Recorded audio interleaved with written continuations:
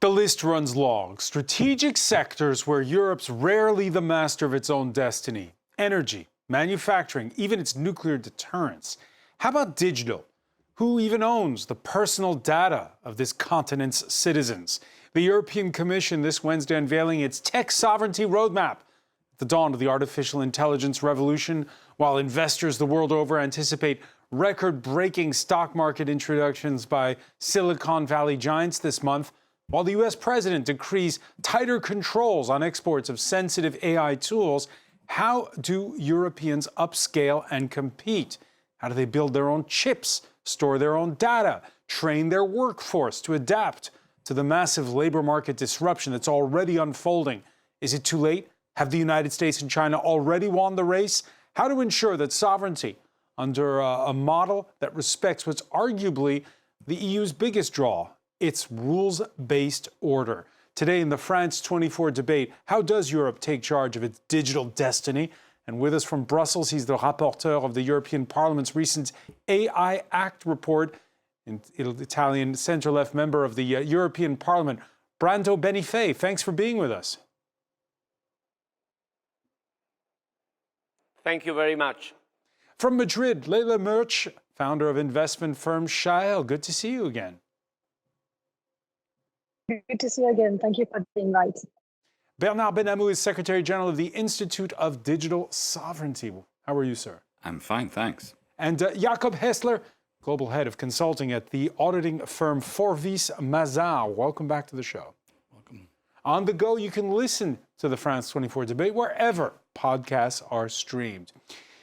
Let's begin with a story that was recently highlighted by French investigative weekly newspaper Le Canard Enchaîné. Back in April, when Alex Karp, the CEO of digital surveillance firm Palantir, published a 22-point screed on Twitter, bashed by critics as a techno-fascist manifesto for global dominance, the Canard highlighted how France's domestic intelligence service had again renewed its 3-year contract with Palantir to run mass data analysis, some would say mass surveillance tools, for what is the French equivalent of the FBI or MI5.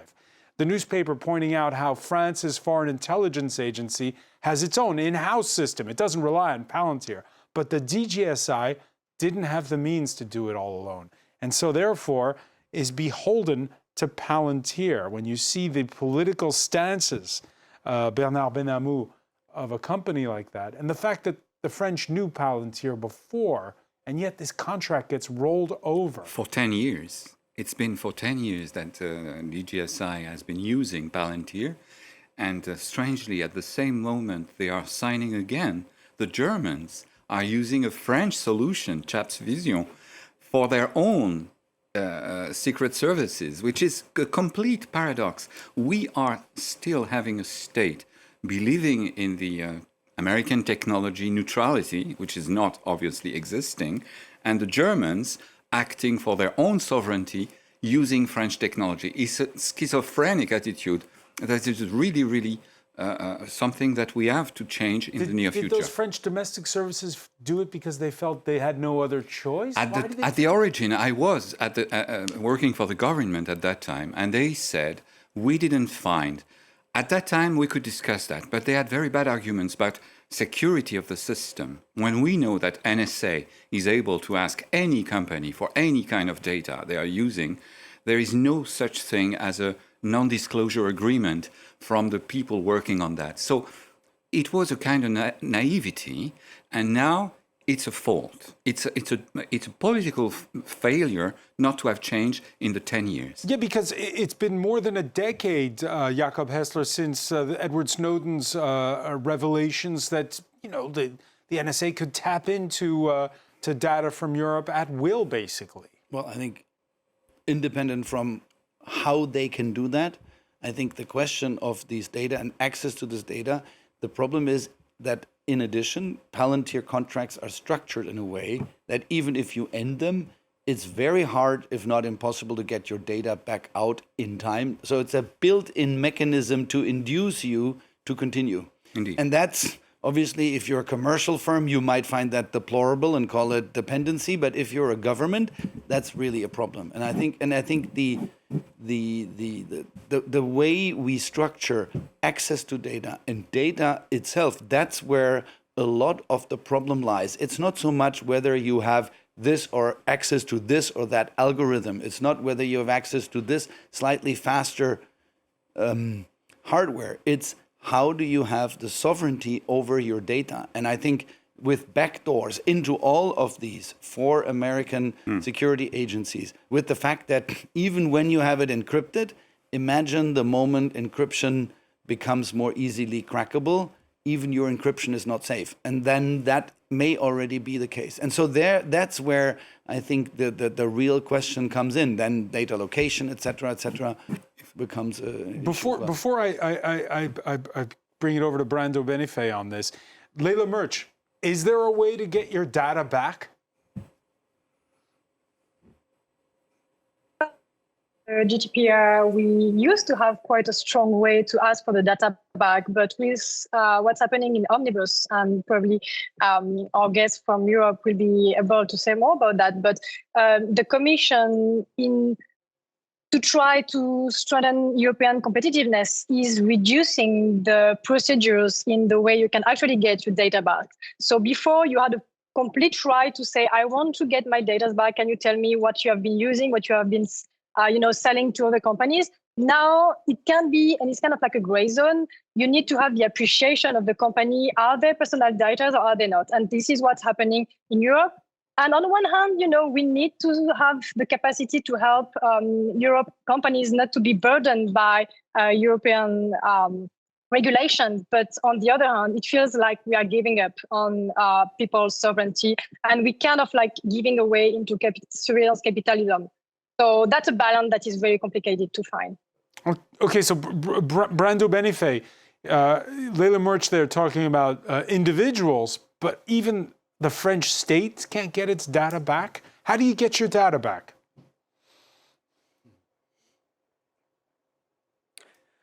Well, I think that today the European Commission, with the presentation of the tech sovereignty package, is trying to put something on the table to actually get these capabilities in Europe, to actually have more sovereign technology and to get data back when necessary in the cases that you were talking about.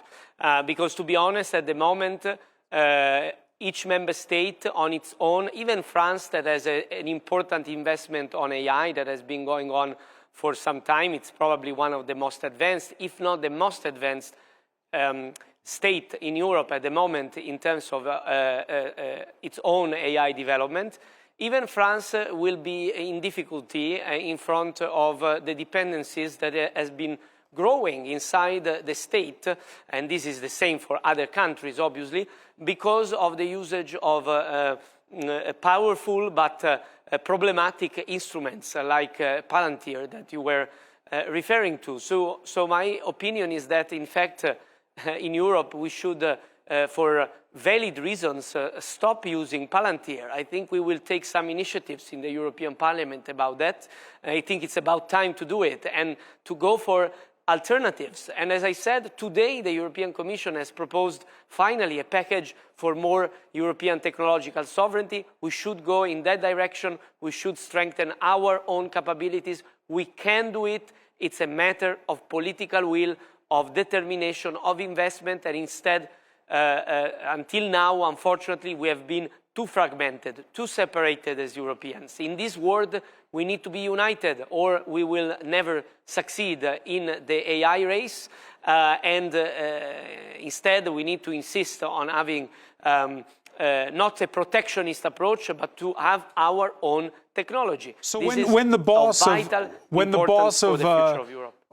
the CEO of Palantir, Alex Carr, publishes a manifesto like the one you heard, did that help to reinforce sort of solidarity among EU states? Did you feel after that more momentum?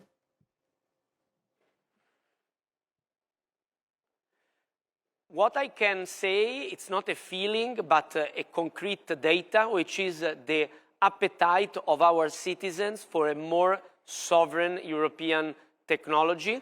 There are many polls on this that have been done that has clarified a change in the mood, because in the past this sentiment was not strong. It has become strong for various reasons, linked to the geopolitical changes, linked to what is happening with Trump America. Now the people are asking us for that. Our governments are often slow and not so much interested because they don't see the immediate political dividend. Most of them, they think they are in power only still for a short time. They see their cycle ending. Unfortunately, this is a bit of a lack of a medium-term perspective from our leaders. They are just running after short-term elections, and they feel like in a few years they are not there anymore. So that's why we need to do this at European level, that has the time frame to think over the one-year electoral cycle. Yeah, following several blue ribbon panels, including the one led by former ECB President and Italian Prime Minister Mario Draghi, the European Commission unveiling what Brando was talking about, its big digital sovereignty plan this Wednesday. It sets aside a European preference in sensitive areas like chip production, semiconductors, cloud computing, and more. To encourage the plan, the European Parliament announcing that its desktop computers would switch their default search engines from Google Chrome to France's Quant. Is that symbolic, Brando Benifei?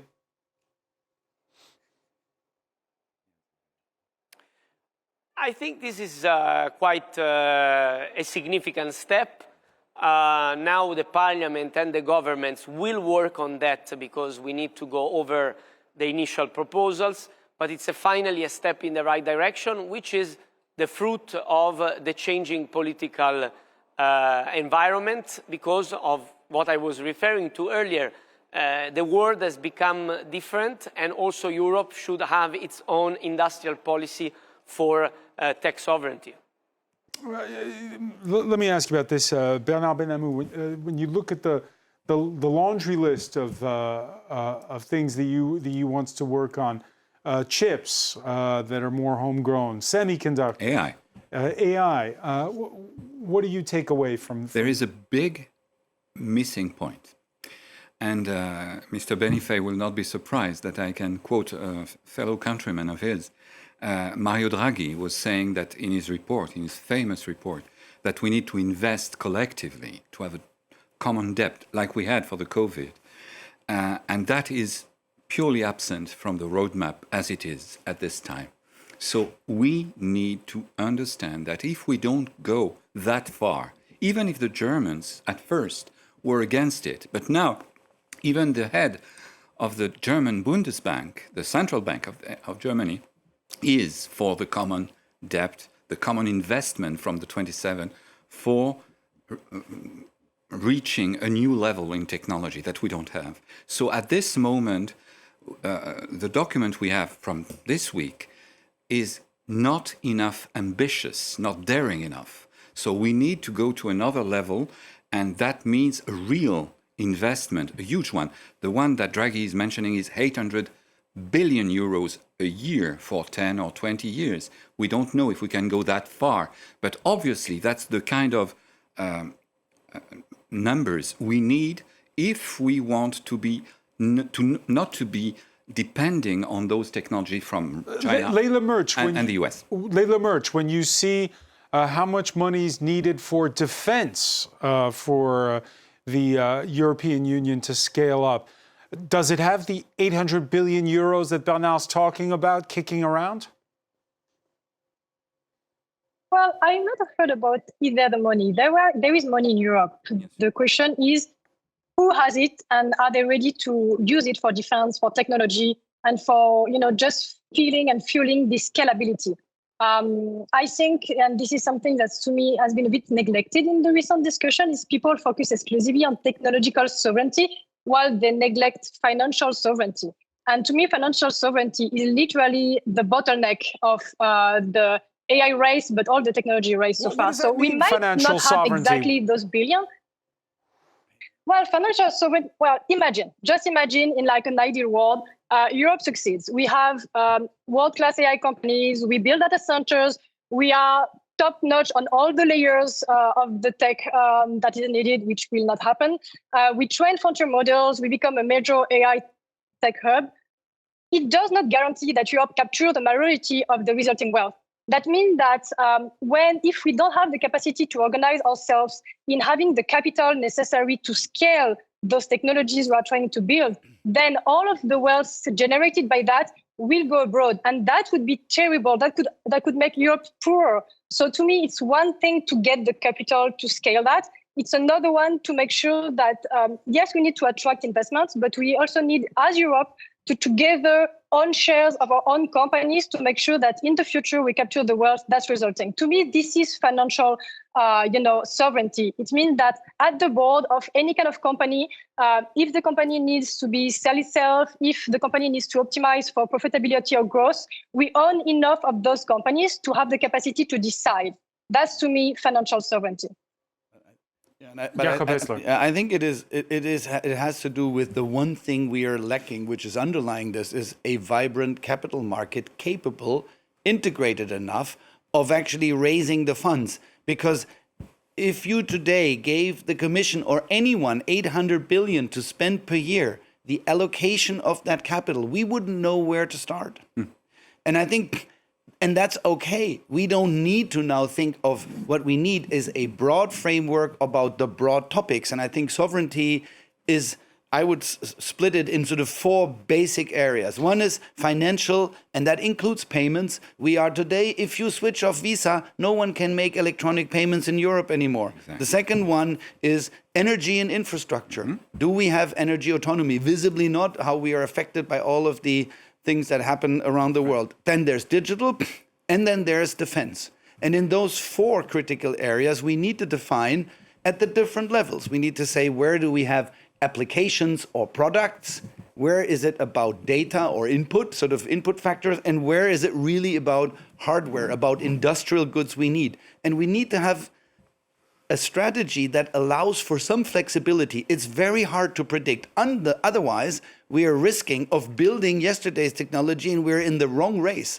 The technologies will evolve, Europe will evolve, and there are incredible opportunities. And I think this investment, and I think you mentioned Draghi, and the average investment as percent of GDP, we discussed it before, the average investment in Europe for R&D is just too low, whether it's private or public. And unless we can find a dynamic, private and or public, to increase it, there go your 800 billion. If you go from 2 to 3.5% of GDP, you're pretty much there already. And that's what the US spends today. I think we talked about it before. And that's where I think we need to double down, because otherwise all this is sort of just a big agency spending money. All right, the panel on consensus that you need to pool resources and allow the money to flow more freely between EU member states. There were no EU flags flying in the courtyard of the Palace of Versailles on Monday when Emmanuel Macron trumpeted major deals at his annual Choose France summit, the biggest one with Japanese lender SoftBank. 75 billion euros, that's not chump change, pledged over 5 years to build data centers in northern France, making France the European leader in that domain. We need to integrate digital infrastructure in our energy system in a sustainable way, because there can be no digital sovereignty. All right, that was the wrong clip, but the SoftBank CEO, Masayoshi Son, was delighted. 75 billion. Bernardo Benifei, your reaction to sort of the optics. I mean, obviously, this annual gathering is called Choose France. It's not called Choose Europe.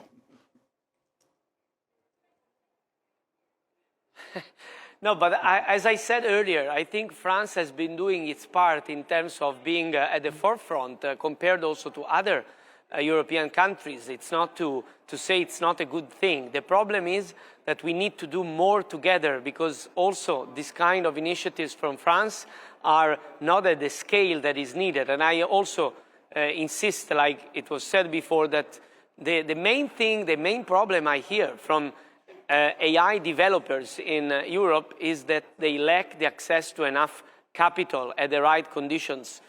Because now we are building more compute capacity with the so-called gigafactories of the AI of the European Union. So this is where some of the money is going, and we would need more money coming from a plan like the one proposed by Draghi. But there are also problems regarding the financial markets and not only the common investment plan. The financial markets are not integrated enough, and the result is that we do not have enough capital investing in growing our startups to become scale-ups and risking. So this is a big issue for us, and it's the point number one that any company tells me when we talk about growing AI in Europe. So it's a political choice. It's the choice of being united as Europe in working to develop our own AI ecosystem, our capabilities to apply AI in the areas where we are strong, industrial manufacturing, healthcare, school, so where Europe can really excel. If we want to do that, we need to do it together. If we are still too much divided, we can get some important deals like the one you were talking about, what we see in France, but these are small in scale compared to what we see in US and China. I think we should not renounce to our capability to be a strong power in technology, in AI. Europe has been in the past the place of inventions that were crucial for the digital developments. In the last decades, we have lost these capabilities. I think we need to regain them. I'm sorry I can't stay more, but I hope I gave some good quick last question. food for thought to this discussion, which I have to... Yeah. Brando, I know you have to leave, so just one quick last question, which is, at the presentation of this sovereignty roadmap, was the pledge once again that the AI future of Europe would be open source. We saw that in Silicon Valley at first, and then it became less and less so as it became more and more profit-driven. Some criticize even the French AI giant Mistral for being less and less keen on open source. How do you make sure that the future is open source, that everyone has access to it? Well, I think that open source is a very important option for Europe that can be also our way to build alliances with the rest of the world, with the countries that are not now the AI giants. Today I was in meetings with Japanese authorities working on these topics. I was in South America recently for similar discussions. Things are moving in this direction, and open source is a common language that is very, very important. Obviously, it's not the panacea to everything. So we need also proprietary AI. It's not just one option, but it's true that Europe should choose to invest on it. The Commission today in the tech sovereignty package chooses to invest in open source, and I think that's an important pathway for technological strength of Europe, and we should pursue that path. Bruno Benifei, thank you so much for being with us here in the France 24 debate. Let me pick up on that with you, Bernard Benamou. What do? Do you impose that, we're not going to get any public funding for you unless you're open source? No, that's not the idea. The idea is we are now, even if we don't like to accept it, we are challengers. We are not dominant. The Chinese understood that, and all their models were open source at first. We don't know if in the future they will not curb their enthusiasm for open source to become more private and proprietary. But at this moment, we need that. Is open source enough to guarantee sovereignty? The answer is no. No. It's good. It's necessary. I'm an advocate for open source for 20 years. But is it enough to guarantee that giants in the US... Because the idea is that you get reeled in with open source. You described it well when it came to the example of... I think it's a question of the different layers of what you do. I think open source is about generally accepted techniques and languages which allow you to create communities all interested in something similar.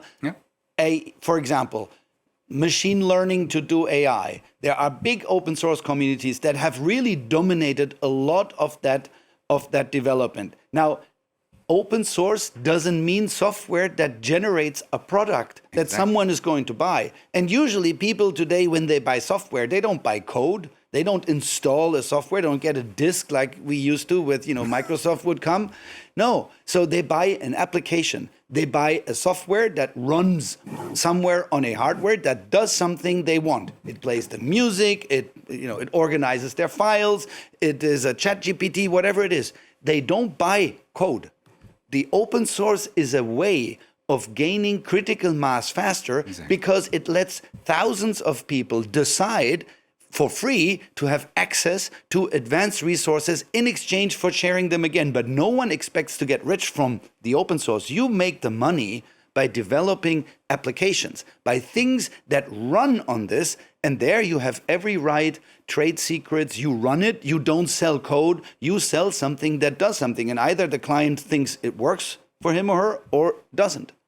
And of course, you point to something that's important, which is the fact that it's all changing so fast. Indeed.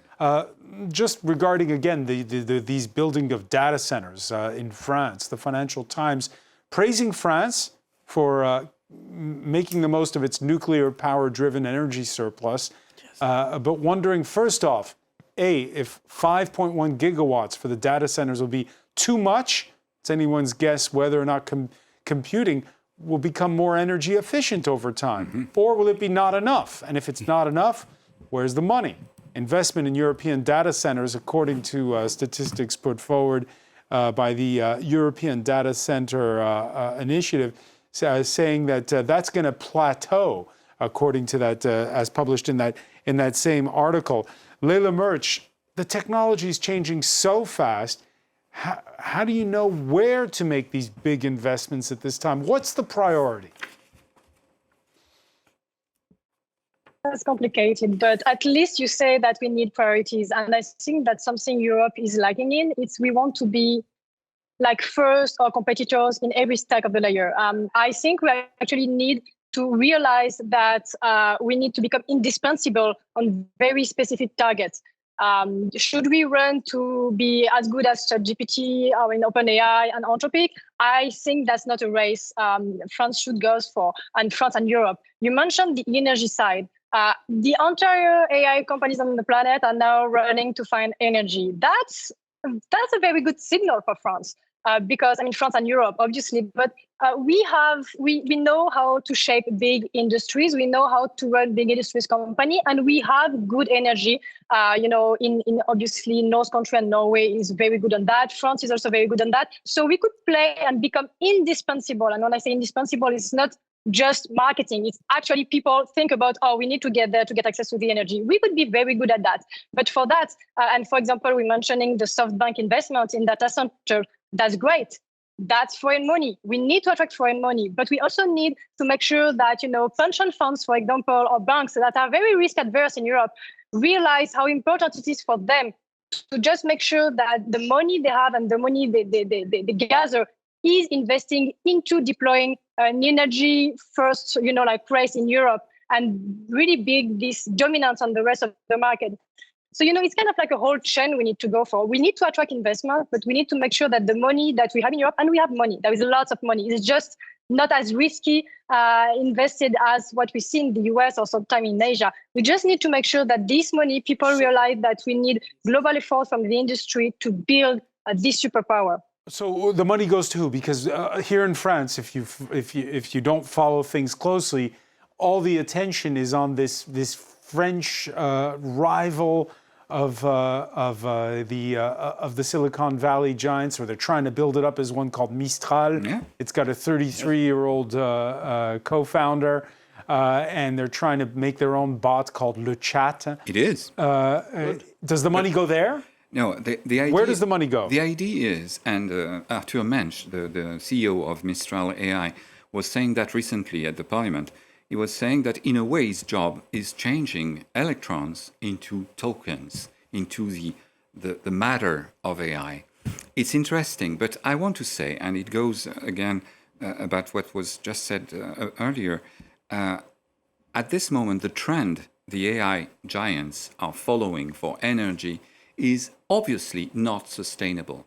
We cannot imagine they go that trend for 10 or 20 years. Will there be pitchforks in northern France against the building of there those will not data be centers? pitchforks. We have revolutionists in the past, not sure in the future. No, what we need is developing lower energy AI, meaning what NVIDIA has been announcing recently with Microsoft, meaning PC able to deal with AI models on the PC of people. Embedded hardware. Yeah, exactly. New hardware dedicated for AI. And the giant Giga AI factory will continue to exist, but will not be the only way to develop AI. Yeah. Because they are obviously energy hungry, water hungry, matters, rare earths, and all the materials used for developing them. It's not sustainable on the long run. Yeah, you allude to something that was announced this week at a conference in Taipei, the innovation announcement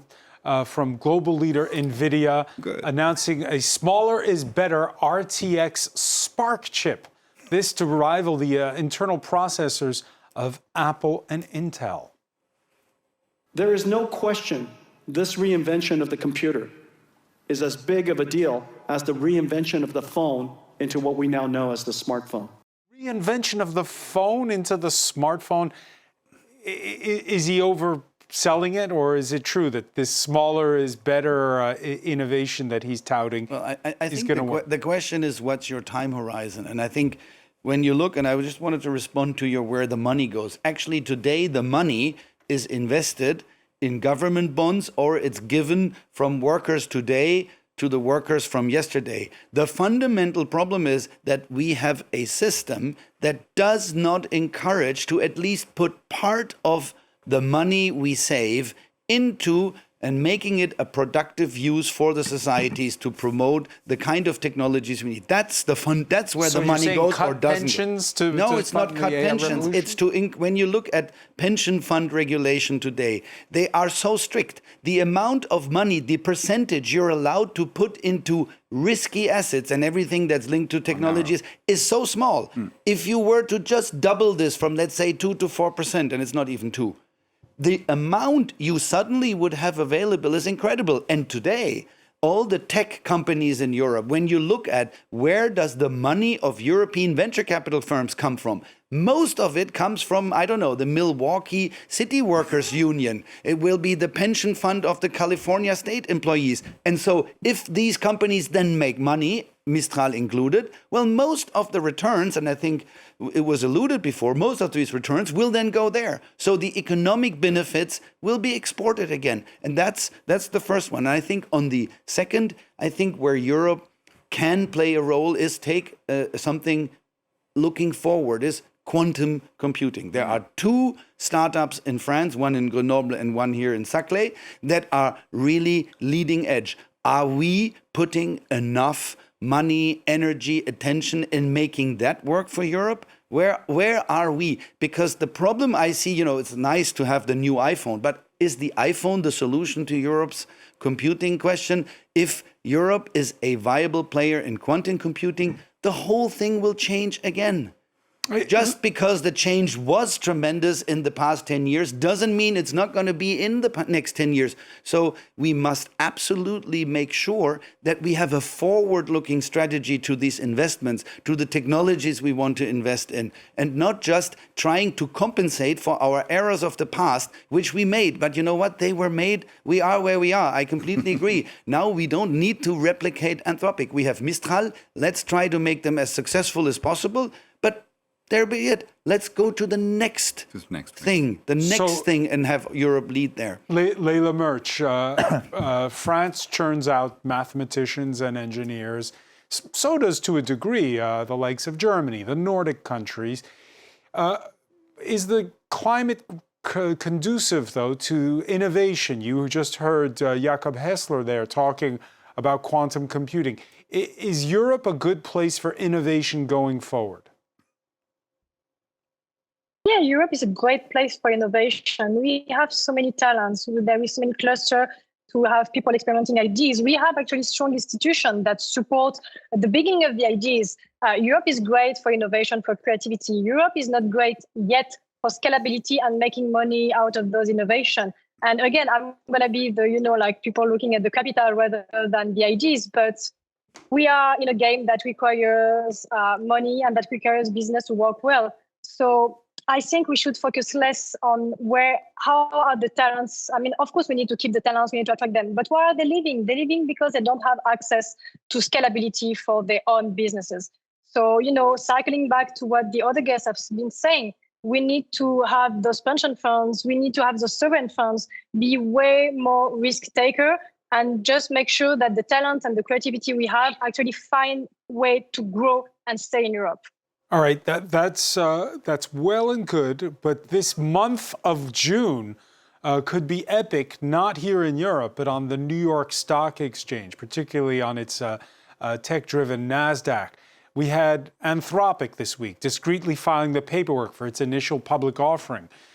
This as OpenAI and Elon Musk's SpaceX also prepare to go public. Investors believe records will be broken despite the energy crisis sparked by the Iran war and surging inflation. The so-called Magnificent Seven, the giants from the U.S. tech, continue to pull the market up. 7 companies, Alphabet, Amazon, Apple, Tesla, Meta, Microsoft, NVIDIA, already make up more than a third of the total valuation of publicly traded U.S. stocks. I don't have the numbers, Bernard Benamou, of how much of that money comes from here in Europe. But what is for certain is that there are fears that this is a bubble, that there's too much of the money in those 7 companies. There'll be tears. And will there be tears on both sides of the Atlantic?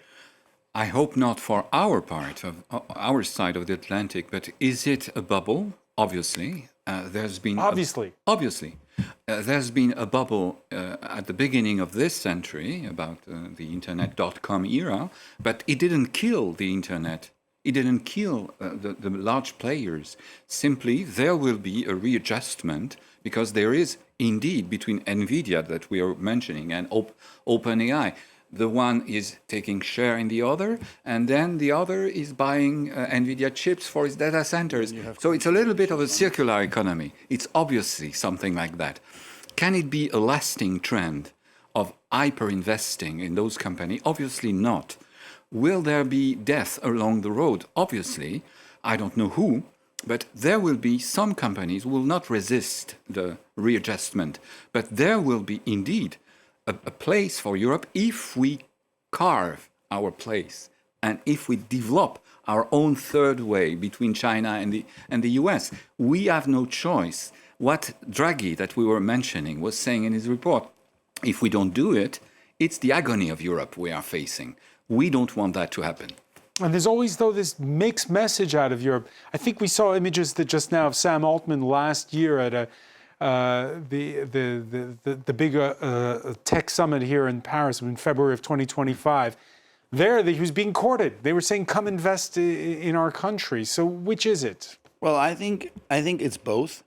Because let's be serious, we are not in a reflex of shutting us out from the rest of the world. Yeah. I think when we talk about this strategic autonomy, it has to be constructive. We still want to do business. Our companies do business. Take any manufacturing company. They will produce and sell in China, produce and sell in India, Brazil, in Europe, and in the US. All of the producing and selling, and that's okay. I think there's a bit of a danger. We shouldn't fall into sort of autonomy excess, which is it needs to be constructive. We want to continue to do business, but we strengthen the foundations for taking our destiny in our hands, and that means all these massive investments, if we do them and it works, that will be the outcome. It will not mean that we will live in total autarky from any, and we don't want to. The world economy and the world profits from the fact that we trade, from the fact that we send brains somewhere else and that we take brains from somewhere else. Shutting down the world is not the answer. So if that bubble bursts, Leila Merch, the way that Bernard Benamou predicts it, what will it mean for this quest for sovereignty for Europeans? That's a difficult foresight you're asking right now. If the bubble bursts, well, first, how large is the bubble? Is it bubble on the software side? Is it bubble on the infrastructure side? Is it the bubble, is the bubble making the companies going towards oligopoly, meaning that a bit like aeronautics, we have Airbus and Boeing. Tomorrow we'll have like 2 or 3 big competitors and the rest will be completely washed out by the bubbles. So what would that mean about sovereignty? Would that mean that if the bubble bursts, Mistral just go down and every other kind of application in Europe goes with it? I think we cannot forecast what's going to happen, to be honest, but this is why really trying to focus on industrial application. They were mentioning healthcare, manufacturing, all those very, maybe not very sexy models, but actually very useful is the best way to make sure that, there is a bubble, yes, but the AI companies are actually creating real commercial values. And to be honest, NVIDIA is huge, but NVIDIA makes a lot of profit. Anthropic, my valuation might be crazy, but look at the growth in how much money they're making. So, yes, there is a bubbles, but they definitely are making concrete business out of it. And this is what we should follow. Be maybe less scared of the bubble and just making sure that the AI we are building actually make concrete business, and it's fine if it's not the next biggest giant in Europe, as long as it creates healthy, wealthy businesses. It doesn't have to be bigger. Yes, of course it has to be bigger, but to become bigger, you need to be sustainable on your own business model. To be sustainable on your own business model, you need to make sure that the kind of AI you're building and the application are being, literally consumed and bought for. So yeah, it has to be bigger. But if tomorrow, for example, NVIDIA becomes an oligopoly in creating all those chips, well, we might look back and be like, oh, actually, this was not that huge. So it's, to me, doing foresight on that is very hard. Think of Anthropic. Everyone would be like, oh, it's not going to go above 500 billion. And now we're like completely fine with it, which is, 1,000 billion. So, foresight is very complicated. Just trying to go back, and if the bubble bursts, at least we can maybe now focus less on the race of global model, but just focusing more on the race of deployment and concrete uses. To me, is just the best way to survive this in a way. Bernard, we're out of time, but does it mean, like there's Dutch chip maker ASML, the quantum computing chip machine maker. That's a true dependency. That's a very interesting thing, but that we still have that company in Europe. But do we put on protections, barriers? No, I would agree that we don't want to be isolated. Europe becoming an island and not having business with the rest of the world. That's not the idea. But at this moment, what we didn't talk about, and which is important when we talk about digital sovereignty, is that those technologies are not only business, they are political. They are having a huge impact on the way people are sharing ideas, developing political ideas, and so on. So at this moment, being dependent on the US or China on those technologies is politically dangerous. So we need that also for political reasons, not only for business reasons. And we will definitely talk about the politics of it. I want to thank you so much, Bernard Benamou. I want to thank Leila Merch for being with us from Madrid. Jakob Hessler, thank you for being with us here in the France 24 debate.